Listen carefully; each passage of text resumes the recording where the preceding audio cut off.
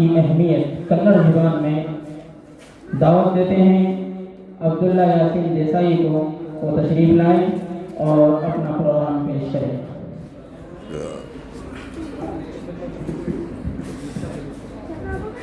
ನಹ್ಮದುಹು ವ ನಸಲ್ಲಿ ಅಲಾ ರಸೂಲಿಲ್ ಕರೀಮ್ ಅಮ್ಮಾ ಬಾದ್.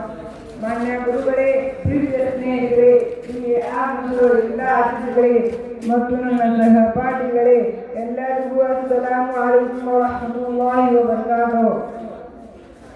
ಇಂದು ನಮ್ಮ ಮದರಸಾದಲ್ಲಿ ನನಗೆ ನಮಾಜ್ ಕುರಿತು ಮಾತನಾಡಲು ಅವಕಾಶ ಮಾಡಿಕೊಟ್ಟಿದ್ದಕ್ಕೆ ಧನ್ಯವಾದಗಳು. ಇಂದು ನಾನು ನಮಾಜ್ ಕುರಿತು ಕೆಲವು ಮಾತುಗಳನ್ನು ಹೇಳಲು ಇಚ್ಛಿಸುತ್ತೇನೆ.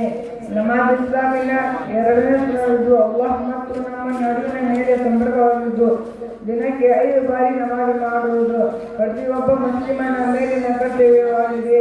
ಪ್ರವಾದಿ ಮುಹಮ್ಮದ್ ಸಲ್ಲಲ್ಲಾಹು ಅಲೈಹಿ ವಸಲ್ಲಂ ಅವರು ಹದೀಸ್ನಲ್ಲಿ ಹೇಳುತ್ತಾರೆ, ಒಬ್ಬನ ಮನೆ ಮುಂದೆ ನದಿ ಹರಿಯುತ್ತಿದ್ದು ಅವನು ದಿನಕ್ಕೆ 5 ಬಾರಿ ಆ ನೀರಿನಲ್ಲಿ ಸ್ನಾನ ಮಾಡಿದರೆ ಅವನ ದೇಹದ ಮೇಲೆ ಮಣ್ಣಿನಂತೆ ಇರುತ್ತದೆಯೇ? ಅದೇ ರೀತಿ ಒಬ್ಬ ಮನುಷ್ಯ ದಿನಕ್ಕೆ 5 ಬಾರಿ ನಮಾಜ್ ಮಾಡಿದರೆ ಅವನ ಎಲ್ಲ ಪಾಪಗಳು ಆ ನಮಾಜ್ ತಳ್ಳುತ್ತದೆ. ನಮಾಜ್ ನಮಗೆ ಶಿಸ್ತು, ಶುದ್ಧತೆ ಮತ್ತು ಸಮಯ ಪಾಲನೆಯನ್ನು ಕಲಿಸುತ್ತದೆ.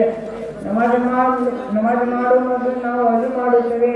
ಇದರಿಂದ ನಮ್ಮ ದೇಹ ಮತ್ತು ಮನಸ್ಸು ಶುದ್ಧವಾಗುತ್ತದೆ. ನಮಾಜಿನಲ್ಲಿ ನಿಲ್ಲುವಾಗ ನಾವು ನಮ್ಮ ಎಲ್ಲ ಅಲ್ಲಗಳ ಚಿಂತೆಯನ್ನು ಬಿಟ್ಟು ಅಲ್ಲಾಹ್ ಮುಂದೆ ನಿಲ್ಲುತ್ತೇವೆ.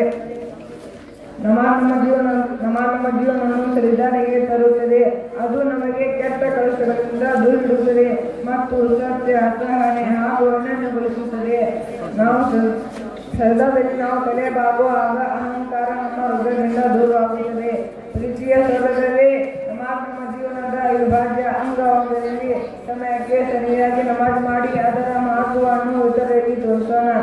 ಅಲ್ಲಾಹ್ ನಮಗೆಲ್ಲರೂ ಸರಿಯಾದ ಸಮಯಕ್ಕೆ ನಮಾಜ್ ಮಾಡುವ ಶಕ್ತಿಯನ್ನು ನೀಡಲಿ ಎಂದು ನಾನು ಬೇಡಿಕೊಳ್ಳುತ್ತೇನೆ. ಎಲ್ಲರಿಗೂ ಧನ್ಯವಾದಗಳು. ಅಸ್ಸಲಾಮು ಅಲೈಕುಂ.